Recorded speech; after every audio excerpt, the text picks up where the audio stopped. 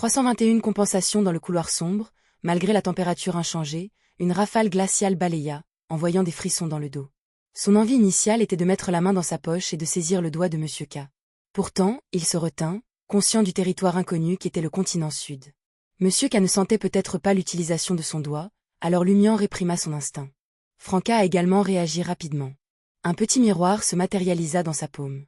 Jenna, moins expérimentée, n'a pas compris l'importance de la scène, mais son instinct lui a dit que ce n'était pas une évolution positive. Cela ressemblait aux histoires effrayantes racontées dans les bars et salles de danse pour effrayer les jeunes filles. Sal, évitant le regard tamisé de la lampe à huile, dépassa vivement Jenna et Franca, se dirigeant droit vers la porte en bois noir comme du sang menant au sous-sol. Il ne prêta aucune attention à Lumian. Des bruits d'impact résonnaient dans les tombes de chaque côté.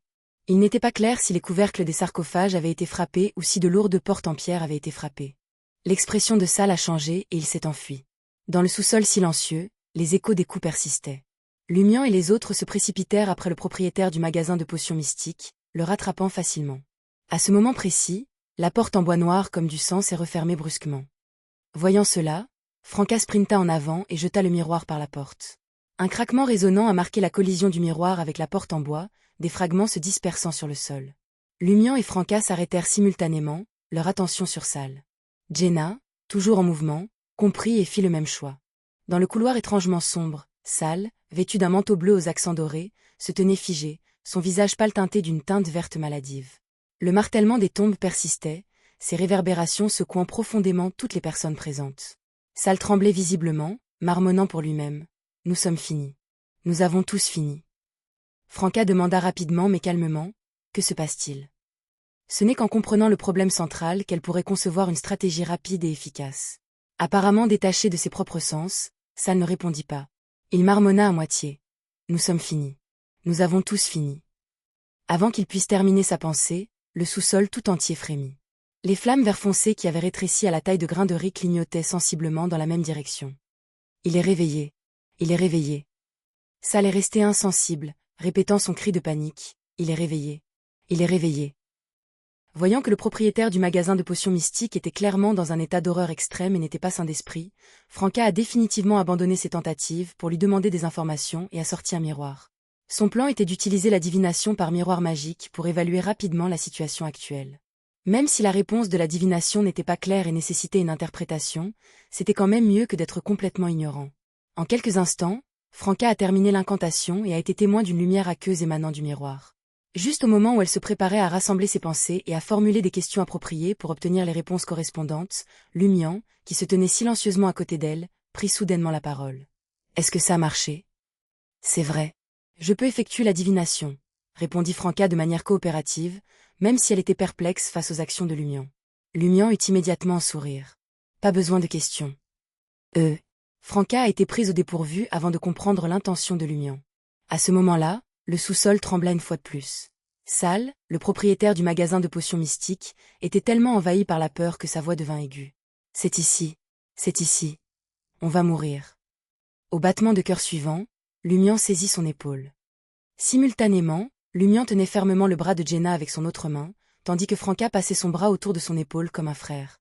Une lumière étrange brillait à travers les crevasses de leurs vêtements, et tous les quatre se matérialisèrent à l'extérieur du sous-sol, debout devant la porte en bois d'un noir absolu ornée de symboles complexes et énigmatiques. « C'est ici. C'est ici. Nous allons mourir. » Les cris de désespoir de Sal résonnaient encore dans l'air. Lumian jeta un regard évaluateur au propriétaire du magasin de potions mystiques, se demandant s'il devait utiliser le visage de Nise pour se transformer en momie et lui faire peur. La provocation thérapeutique avait aussi ses mérites. Cependant, compte tenu de sa spiritualité déclinante et de la prudence de révéler trop de capacités à un étranger, Lumian a finalement mis de côté l'idée de la farce. Jenna balança sa paume droite, délivrant une gifle retentissante au visage de Sal, le laissant perplexe. Il regarda la femme devant lui, complètement perplexe. Franca et Lumian échangèrent des regards bouche bée, ne sachant pas comment réagir à cette tournure inattendue des événements. Alors que la porte noire et les murs du sous-sol se balançaient doucement, la cacophonie extérieure s'est brusquement calmée. Jenna sentit le poids de leurs regards et marmonna. « N'est-ce pas comme ça qu'il les réveille ? C'est comme ça qu'il ramènerait ma voisine quand elle perdait le contrôle de ses émotions. » Ce n'était pas de la folie. Dans le quartier des usines, les gens disposaient de leurs propres remèdes pratiques. Le plus souvent, ils ont réussi, même s'ils se sont parfois révélés inefficaces. Bien sûr, s'il faisait partie de sa famille, elle n'oserait pas essayer. Elle demanderait plutôt l'aide d'un professionnel. Franca est sortie de sa rêverie et a félicité sincèrement. Bravo. Plusieurs instants s'écoulèrent et le regard de Sal s'éclaircit. Instinctivement, il scruta les environs et s'exclama avec surprise. Nous sommes dehors? Quand sommes-nous sortis? Quand tu criais nous allons mourir? Nous allons mourir, rétorqua Lumian d'un ton agaçant. Il a ensuite haussé un sourcil et a demandé avec une intonation grave. Qui, disiez-vous, était sur le point de se réveiller? L'expression de Sal changea plusieurs fois avant de balbutier. Une véritable momie ancienne. Elle dort au plus profond de la tombe et bouge de temps en temps. Elle ne s'est réveillée qu'il y a quelques jours. Pourquoi s'est-elle réveillée si vite? Normalement, il y avait un délai approximatif pour combien de temps la momie restait éveillée. D'après l'expérience de Sal, il lui faudrait encore au moins 1 mois avant de se réveiller à nouveau. C'est pourquoi il a osé amener Lumian et les autres dans le sous-sol. De façon inattendue, un accident s'est produit. Qu'est-ce qui a provoqué le réveil prématuré de l'ancienne momie? Lumian jeta un regard pensif à Franca, comme s'il lui demandait silencieusement si elle souhaitait envisager d'obtenir la véritable momie antique. Franca a compris sa demande et a secoué la tête, indiquant que ce n'était pas nécessaire. Les cendres de la momie n'étaient que des ingrédients supplémentaires. Ceux formés l'année précédente étaient encore utilisables. Il n'était pas nécessaire de prendre le risque d'affronter ce qui semblait être une entité périlleuse. Lumian retira son regard et repoussa le mal de tête qui lui rongeait les tempes. Il se tourna vers Sal et sourit. Je m'en fiche si c'est la momie de l'année dernière ou une ancienne qui se réveille. Il y a 2 choses dont je suis sûre. Premièrement, je t'ai sauvé la vie. Deuxièmement, nous avons une peur bleue et avons presque atteint notre fin là-bas. Alors, vous me devez un cadeau de remerciement et une compensation pour la tension mentale. À votre avis, combien est-ce juste? Gardez à l'esprit que je ne veux que de l'or.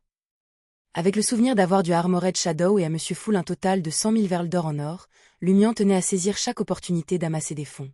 Alors que le tumulte derrière la porte en bois noir s'apaisait peu à peu, Sal poussa un soupir de soulagement et répondit. Que diriez-vous de 1000 verles d'or? C'est tout l'or que j'ai sous la main. Son cœur lui faisait mal à l'idée de se séparer de l'argent, mais il reconnut le point de vue de Lumian. Sans leur intervention, il aurait trouvé la mort dans ce sous-sol, devenant la nourriture de la momie. De plus, le groupe avait démontré des prouesses significatives. Rejeter catégoriquement leur demande semblait être une proposition risquée. D'accord. Lumian n'a pas insisté pour en savoir plus ni tenté de marchander. Alors que le quatuor se dirigeait vers les escaliers menant à l'entrepôt, Franca baissa sa main gauche et laissa subrepticement quelque chose se glisser dans le coin sombre. Après avoir obtenu 1000 verles d'or en pièces d'or, pépites d'or et bijoux, Lumian, Franca et Jenna ont quitté le magasin de potions mystiques des Highlands. Franca jeta un coup d'œil au magasin et laissa échapper un petit rire ironique. Ska, tous ces ennuis, et nous nous sommes retrouvés avec la main d'une momie et 500 verles d'or supplémentaires. Sans attendre la réponse de Lumian, elle a demandé avec un sourire. Êtes-vous encore à court de fonds? Vous aviez l'habitude de sauver les gens sans attendre de paiement. Ils pouvaient le donner ou non. Avez-vous opté pour le parcours du spectateur? Taquina Lumian, hochant la tête en signe d'accord. Le contrat spécial que j'ai mentionné implique le sacrifice de 100 000 verles d'or d'une valeur d'or dans un délai déterminé après la conclusion du pacte. 100 000 verles d'or? La compréhension de Jenna des questions monétaires avait subi une transformation considérable depuis son entrée dans le monde du mysticisme. D'après ce qu'elle savait, même quelqu'un comme si elle ne possédait pas autant de richesses liquides qu'elle. Pourtant, il a osé accumuler une dette de 100 000 verles d'or rien que pour un contrat donnant accès à ses capacités spéciales. Franca a claqué sa langue et a demandé « Pourquoi ne nous avez-vous pas téléporté directement à la porte dès le début? La porte du sous-sol n'était pas fermée à ce moment-là, donc aucun incident ne se serait produit. Tu ne trouves pas que c'est plus dramatique de le faire au dernier moment ?» Lumian rétorqua avec une question. Naturellement, la vraie raison était qu'il avait récemment acquis la capacité de traverser le monde des esprits et n'avait pas acquis le réflexe de l'utiliser. Lorsque la porte en bois noir du sous-sol s'est fermée, il avait hésité à tenter de se téléporter, de peur que cela échoue. Plus tard, Franca a réussi sa divination du miroir magique. Grâce à lui, Lumian a confirmé sa capacité à rester connecté au monde extérieur au sein du sceau, ce qui lui a permis de réaliser la téléportation définitive. Au milieu des expressions perplexes de Franca et Jenna, Lumian massa sa tête douloureuse et annonça. Trouvons une auberge. J'ai besoin de me reposer et de restaurer ma spiritualité. D'accord. Franca n'était pas pressée de trouver une auberge. Au lieu de cela, elle se tourna dans une ruelle vide et sortit un miroir de maquillage orné. Pourquoi utilisez-vous la divination? Jenna a demandé avec curiosité. Les lèvres de Franca se retroussèrent en un sourire. Je l'utilise pour deviner le reflet dans mon autre miroir. Voyant la perplexité de Jenna, elle a expliqué. J'ai laissé un petit miroir qui ressemble à un éclat à l'extérieur de ce sous-sol. Sur ce, Franca caressa le miroir et chanta une incantation. Peu de temps après, le miroir projeta une image. Sal, le propriétaire du magasin de potions mystiques, se tenait devant la porte en bois d'un noir absolu, sa posture voûtée alors qu'il criait « Seule la mort dure pour toujours ».